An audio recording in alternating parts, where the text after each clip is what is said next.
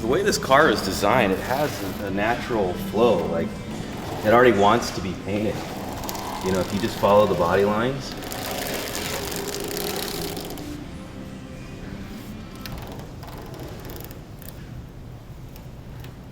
When you lay out a car, just think about the door lines, the hood lines, trunk lines as being there because it has to open. Otherwise, forget it. Make your design run right through them if it needs to. If we were to follow those lines, let's say we're to break up this panel because of the door gap. Then we'd start doing that, and we'll end up with a design that'll make our Demon, our Scream and Dodge Demon, look like the National Lampoon's Vacation car, which we don't want. See that? Totally kills the design. Now, vertical design elements would look great in our paneling, but not following the doors, because that's just square, and we don't want that. Sorry, Huey Lewis, it's not hip. It's already, we got some nice lines. Car has a nice Tron effect. Now, one thing we could do down the side would be like a thumbprint panel.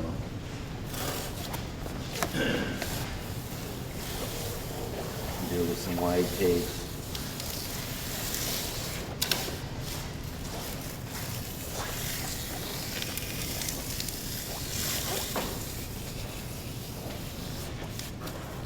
Now it looks like a goofy blue wave right now, but look at your thumb and check out the crazy pattern it makes. And that's what we're gonna kind of do. This tape isn't that flexible, so we couldn't really execute it all the way. It's great to do on large surfaces like this, and it really, really, really stands out.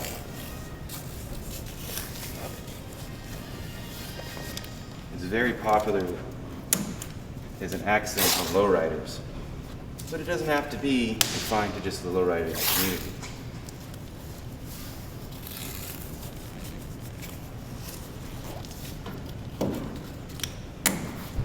That's kind of cool. I told you that first line, it's going to look real kind of dopey. The fact that it fills the panel really, really makes a difference. And you do that in what? In a thick stripe like that, or a thin stripe? You could do it thick, you could do it thin. I probably would do it in 1/2 inch. This is 1 inch. I'd probably do it in 1/2 inch. And then let's say this whole panel, let's just say it's gold. Well, it's a gold metallic, right? Coarse gold metallic.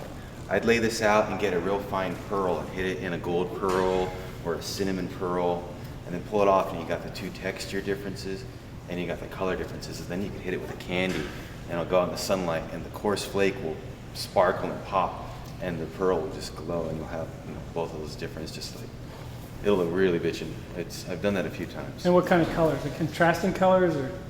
You want them complementary. You don't want them too contrasting, depending on how wild we're gonna get. Like, let's say if we left this black, this bordering black, then we don't want this to contrast too harsh, because whatever it is already contrasting with the panel. So we want this to go with each other, like gold and a cinnamon, or light blue, dark blue, or you know, blue green and mint blue, colors like that. That's how we want to go. Talked about maybe doing the roof and lace, and that would be great because not everyone's going to see the roof right on, so we don't need to get too crazy and far out with detailing up there. And lace is such a simple trick, and it looks bitchin' any way you do it. You throw the lace down, tape it on, you spray your paint, you peel it off, and it looks bitchin'. You could do a fade on the edge, you could do tape outs so there's a little border inside of the lace. It's all, you know, the end result you want. But lace was started back, I'm gonna say it was about 65, 66. Larry Watson needed a new trick, a new paint job to put him back on top, and he came up with a lace. They did it on a 63 Pontiac Grand Prix. They taped it off, sprayed it in a violet candy over a light purple, and it just looked bitchin'. It freaked everyone out at every show it went, and there's no big secret. Once you do it, the secret's out. It's like, oh, this is lace. People saw it, and everybody across the country started lacing everything, and they still do to this day. You still see lace everywhere. And I think Watson had a talk with Von Dutch, and they were talking about paint. And Von Dutch had a doily on his workbench, and paint got over it. It was oversprayed. He peeled it off, and it looked great. And he told Watson that, and Watson never forgot. And after that, that's it. He did that lace paint job and just blew everyone out. So if we did lace on the roof, that would be a great way to cover up that big area. A great simple way to cover it. Bring it to the trunk and still look really far out. No matter how easy it is, it just looks great every time you do it. It looks like a lot more work than it is. Since the Demon's already a big blackboard, Doug went and got some sidewalk chalk. Gotta go back to the old school, kindergarten. The real old school.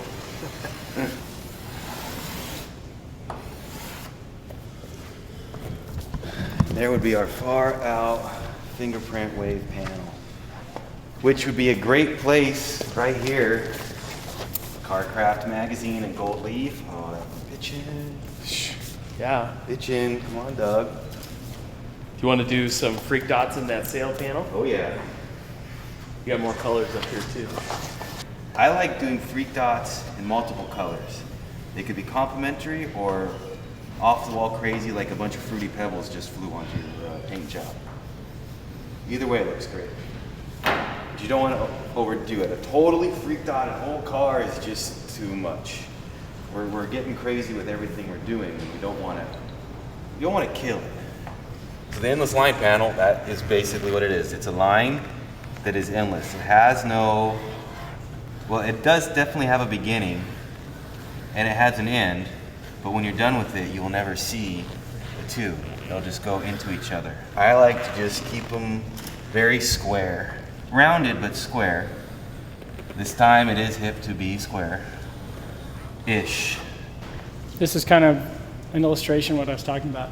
The more colors, the better. So what about the little details, like the marker lights? Do I black those out, leave them chrome? I would leave them chrome. So leave the body as original as possible. If you're gonna stick with the door handles, which you are, right? Yes. You stick with the door handles, you have to have the marker lights on there. Unless you're gonna remove them, leave them as they are. Okay. Correct me if I'm wrong, Harpoon. As far as like leaving door handles and things like that on the body and body mods, when custom paint started getting big in like the late 50s with all the custom cards that they were chopping and sectioning and doing countless hours of metal work and all this to make the cars unique, a lot of the mods started fading away because sure paint took over. Paint took over. Paint was a new way to customize in, late 50s, started around 55, 6. Things started changing. You started seeing flames, and Watson hit the scene in 58 with that panel T-burn. Forget about it. No one cared about a chop merc. The early custom days were the days everything was shaved and smoothed out. Solid colors. Solid colors.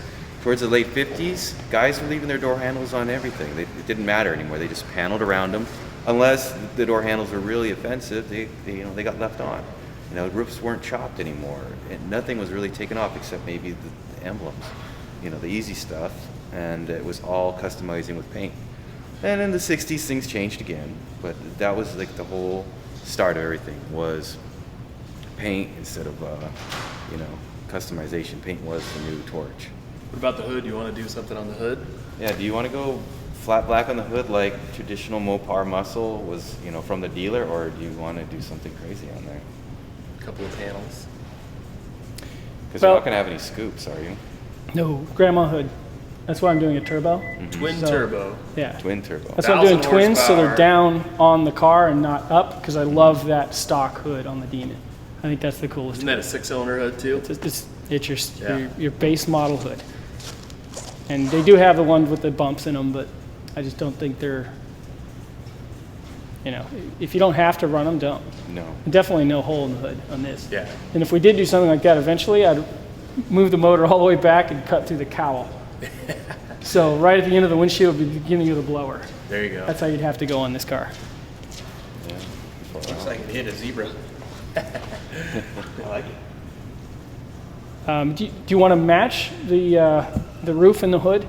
Is that what you're thinking? Or a lace panel on the hood too. I bet if we scale. did something on the hood, it would change, you know, the roof. Well, no, I don't think it would. I think the roof layout could be fine lace, and we could do something totally different on the hood.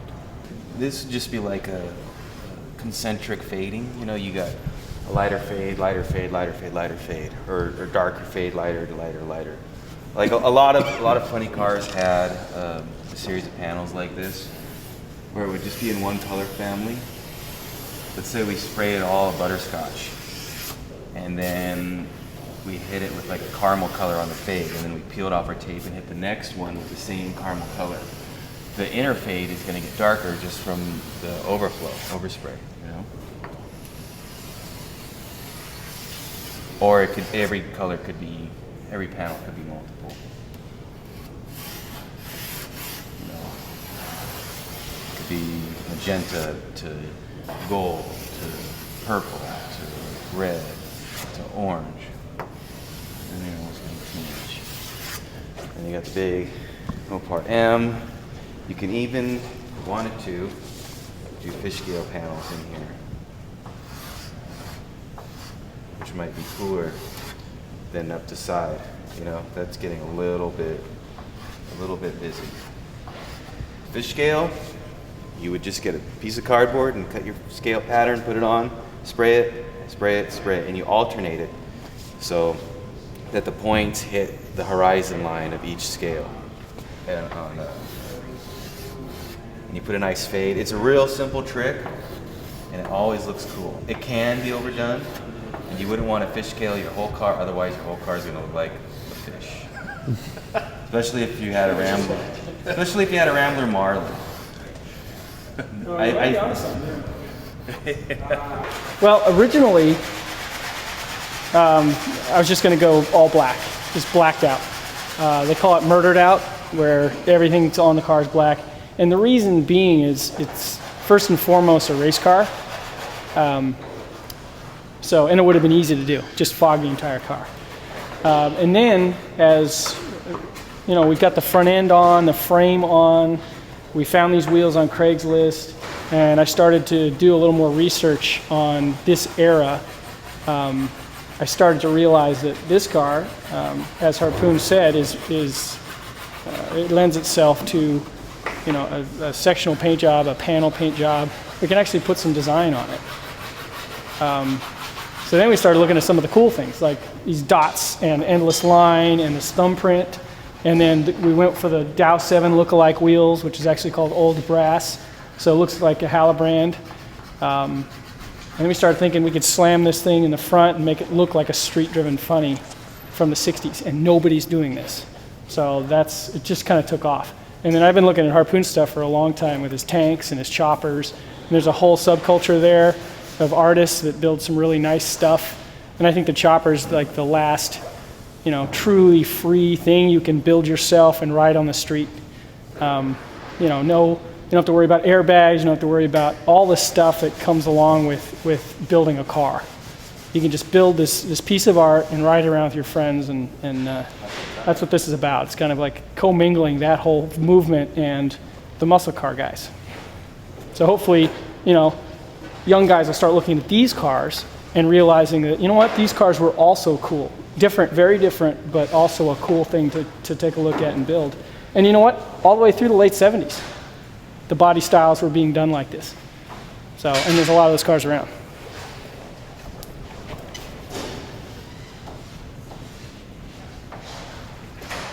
So no. What was the question? What was the question? No, it doesn't look anything like I envisioned it, but better.